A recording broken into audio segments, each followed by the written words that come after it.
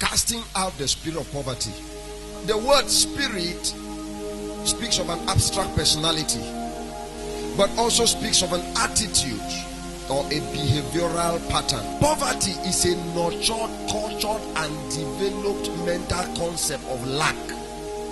Riches is a mental concept that has been nurtured, cultured, and developed over time that affects now your physical world. Matthew chapter 13 verse 12. For whosoever had, to him shall be given. Good. And he shall have more abundance. But whosoever had not, from him shall be taken away, even that he had. He said, he that has, more shall be given to him. He that does not have, even that which is that not unjust? Instead of leaving that small one for the person to manage, it will be taken from him.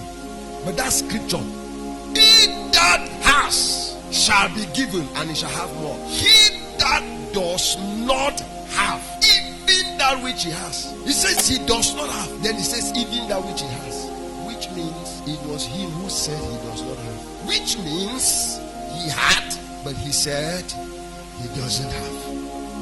So God, who saw him and saw the one he had, and he kept saying he does not have, went behind and collected the one that he had, because his mouth has betrayed him.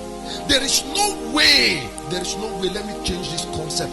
There is no way you change a poor man by giving to the poor man. You only help him in his poverty.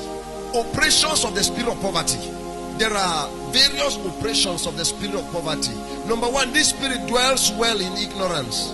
Number two, this spirit of poverty fosters laziness, or is fostered by laziness. Number three, to know this spirit, those who are affected by this spirit, they love sleep. If you hear majority of people who say you cannot cheat nature, categorize them, they are lazy people. This spirit hangs on the hinges of procrastination. The spirit of poverty likes procrastination.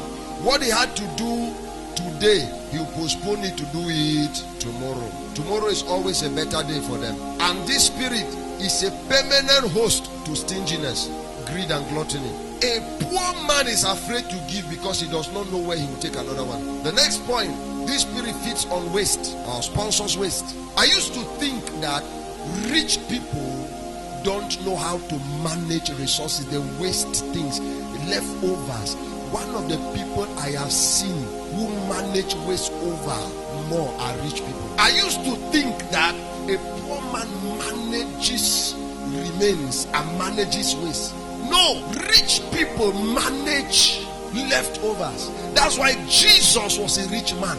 But when he gave bread and fish, he said, gather the remains. And he stood there to see that the remains were collected. My findings have taken note that poor people waste a lot.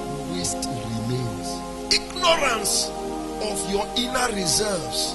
The spirit of poverty blinds you of your inner reserves. There are a lot of people who don't know their inner strength, their inner potentials. They are ignorant of the opportunities around them. They are ignorant of wealth development. And then the worst, they are ignorant of their ignorance. And the worst person to ever teach in life is somebody who is ignorant of his ignorance.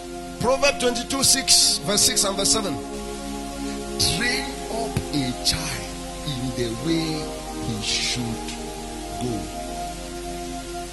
and when he is old, he will not depart from it. What do you train the child about? Baby boy, the rich is the master of the poor, and anybody who knows is a slave to the lender. That is what the Bible says. Start at the infancies, at the infant stage. Start training that child that a borrower is a slave to a lender. The rich ruled over the poor. Baby, hate poverty. In this life, the rich ruled over the poor. It's not enough beating that child that he did not read. It's not enough beating that child that he did not go to school. Start telling that child when the child begins to hate poverty from small, the child will grow with that passion for riches, and he will be studying with that concept at the back of the mind. Train up a child in the way he should grow, and when he's old, he will not depart from it. Tell that child at an infant state that the rich rule over the poor, so don't be poor. If you had a rich man mentality at a younger age, you would have been one of the richest persons now. Some characteristics of a lazy man: number one, he loves sleep. Number two, a lazy man gives lots of excuses. And I used to say, you can make excuse, you can make progress, but you can never make good. Number three, a poor man is very stingy. A poor man is never time conscious. I mean, a lazy man is never time conscious. A lazy man hates order. A lazy man has marriage vision.